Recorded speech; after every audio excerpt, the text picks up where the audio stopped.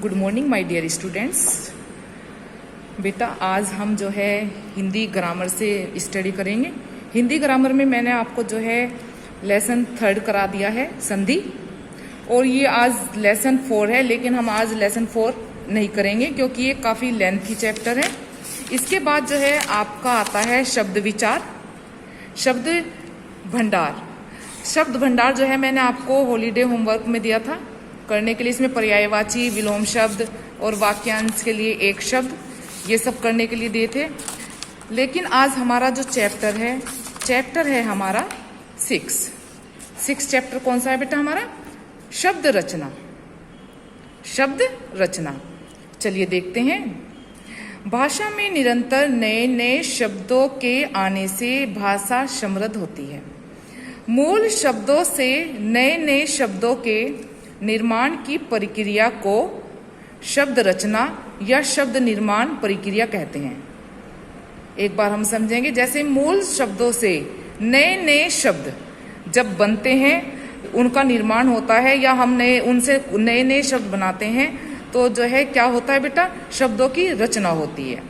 इस कार्य में सहयोग देते हैं कौन कौन? उपसर्ग, प्रत्यय और समास। लेकिन आज हमारा ये चैप्टर यहाँ केवल उपसर्ग का है।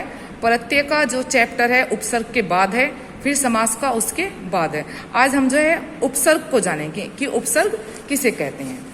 चलिए देखिए। उसने अतिथि के सम्मान में उपहार में फूल दिए। क्लियर? मेरा भाई प्रतिदिन दुबला होता जा रहा है। अब हम उपसर्ग समझेंगे कि उपसर्ग क्या है। जैसे यहां दिया हुआ इन रंगीन शब्दों को देखिए कैसे बने हैं। ये जो ऊपर पिंक वाले शब्द हैं, पहले हम इसको देखेंगे। जैसे अतिथि, आ प्लस तिथि, ये आ है, ये है हमारा उपसर्ग, और तिथि हमारी जो है ये इसको पूरा करती है, यानी कि अतिथि। फिर है सम्मान, सम प्लस मान, उपहार, उप प्लस हार। तो ये हमारे मूल शब्द हो गए हैं, जैसे आ, सम और उप। अब इससे नया शब्द हमारा क्या बना है? तिथि, मान, हार। फिर है प्रतिदिन, प्रति प्लस दिन, दुबला, दु प्लस बला। क्लियर? अब यहाँ शब्दों से पहले कुछ वाक्यांश जुड़ गए हैं और उनका अर्थ परिवर्तित हो गया है। मूल शब्द से पहले जुड़कर जो शब्दांश उसके अर्थ में परिवर्तन लाते हैं, यानी कि उसका अर्थ बदल देते हैं, वे क्या कहलाते हैं बेटा? उपसर्ग कहलाते हैं। हिंदी भाषा के अतिरिक्त संस्कृत, उर्दू, फारसी तथा अंग्रेजी भाषा के उपसर्ग हिंदी में प्रयुक्त होते हैं। हिंदी में कौन कौन से होते हैं बेटा प्रयुक्त? जैसे संस्कृत, उर्दू, फारसी और अंग्रेजी। नेक्स्ट पेज पर है हमारा संस्कृत के उपसर्ग। सबसे पहले हम संस्कृत के उपसर्ग समझेंगे। संस्कृत के उपसर्ग जैसे अभाव, अधर्म, अज्ञान, अन्याय, ये आ से मिलकर बने हुए सारे नए शब्द हैं। देखो आ, इसमें हमने भाव लगाया, अभाव बन गया। आ, फिर इसमें धर्म लगाया, अधर्म बन गया। इसमें हमने आ में फिर ज्ञान लगाया तो अज्ञान बन गया। न्याय में हमने आ लगाया, उपसर्ग लगाया, यानी तो अन्याय बन गया। तो इसी तरीके से यहाँ पर हमारे काफी वाक्य इससे बन गए हैं। अब देखिए अन यानी कि अभाव, अनपढ़, अनादि और अनादर। अप अनुचित, अपकार, अपशब्द, अपयश। अनु पीछे, ये इसका अर्थ है बेटा अनुशासन, अनुकरण, अनुराग। फिर है हमारा अव यानी बुरा या हीन, अवगुण, अवनीति और अवरोह। फिर है हमारा उप। उप का क्या अर्थ होता है? समीप या समान।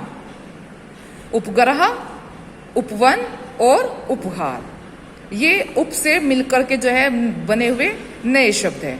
अधि, अधि का अर्थ होता है ऊंचा या श्रेष्ठ, अधिकार, अधिपति, अधिगम। तो इस तरह से यहाँ पर हमारे काफी जो है इसमें शब्द दिए हैं, नए शब्द।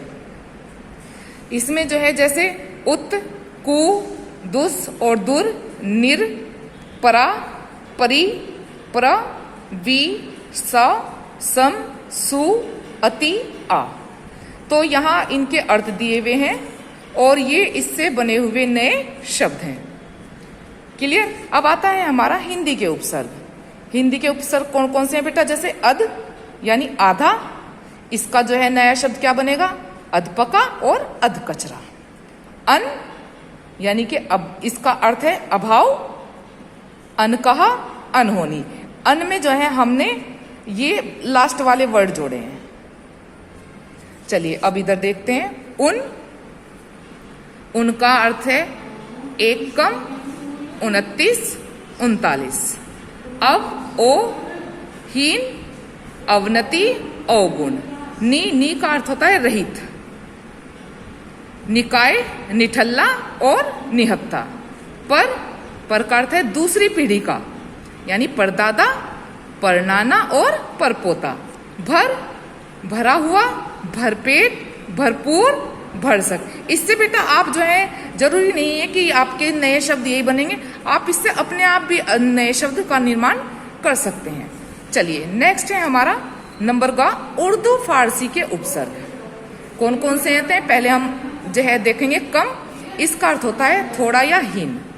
जैसे कम का अर्थ है, जैसे हम किसी को अपने से कम आंकते हैं तो क्या यानी कि हीन आंकते हैं। जैसे कम अकल, कम वक्त और कमजोर। खुश, इसका अर्थ है अच्छा, और इसका जो है शब्द क्या है? खुशबू, खुशकिस्मत और खुश दिल।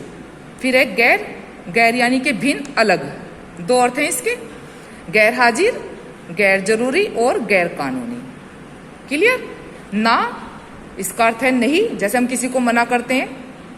नालायक, नासमझ, नाबालिग।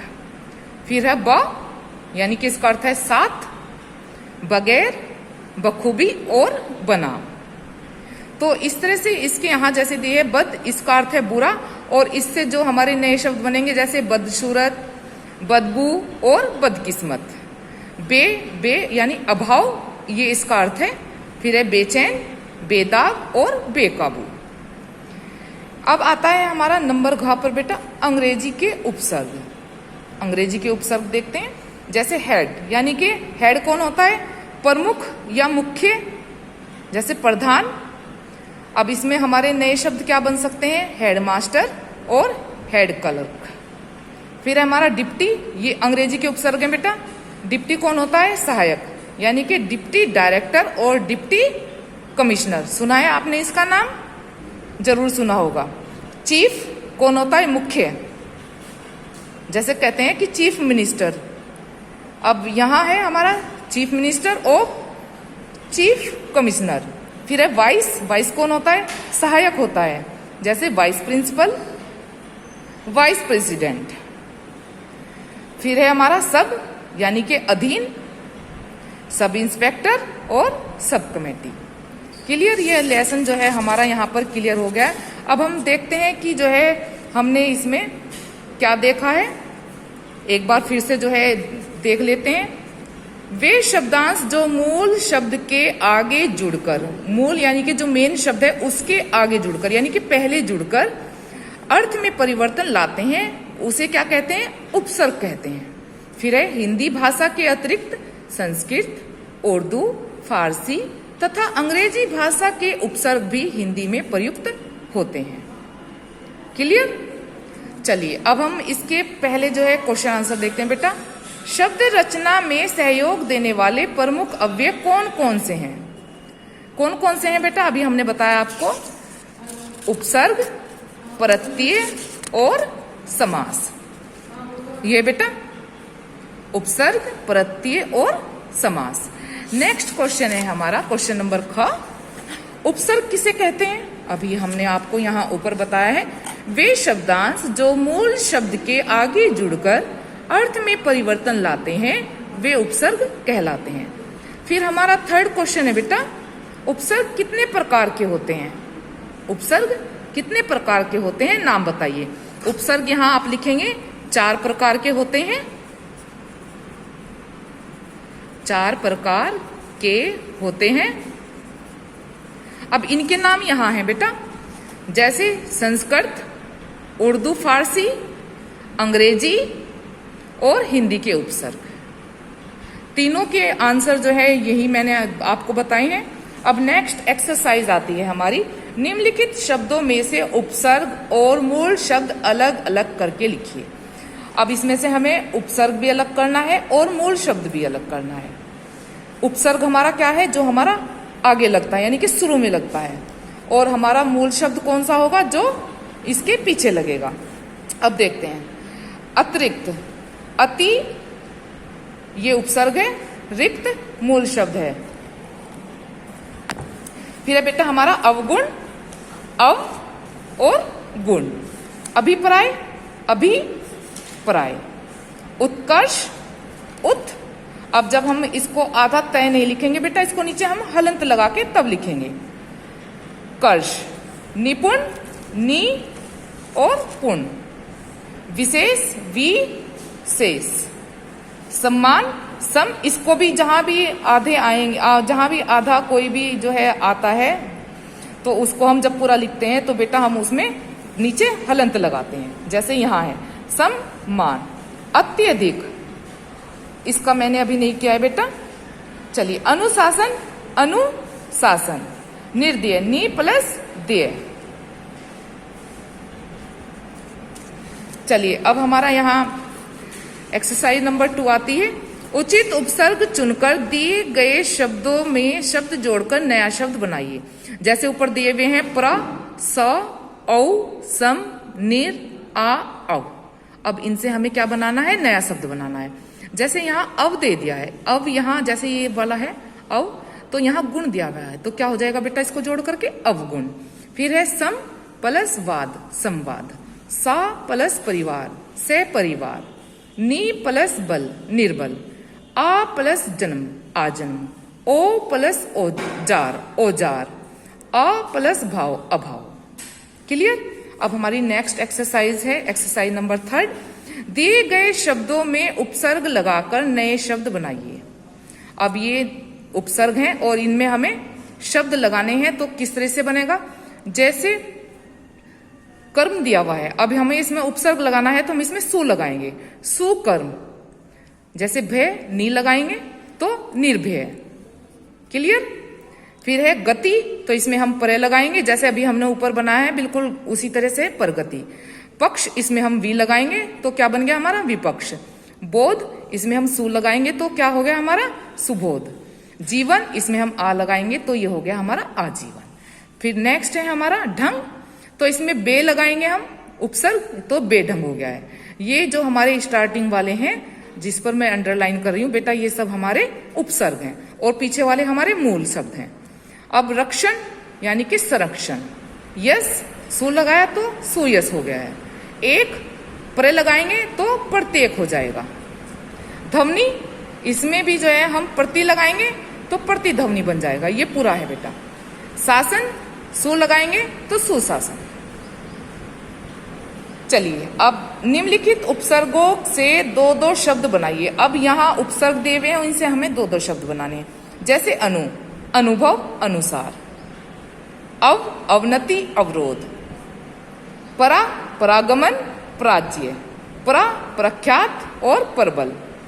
सु, सुगम, सुअवसर। अति से बनेगा अत्यधिक और अत्यंत। आगम, आजीवन। खुश से बनेगा खुशनसीब और खुशदिल। अब देखिए बेटा, ये हमारा पूरा चैप्टर यहाँ क्लियर हो गया है। एक बार और हम समझ लेते हैं कि उपसर्ग हमने जो है पढ़ा है अभी।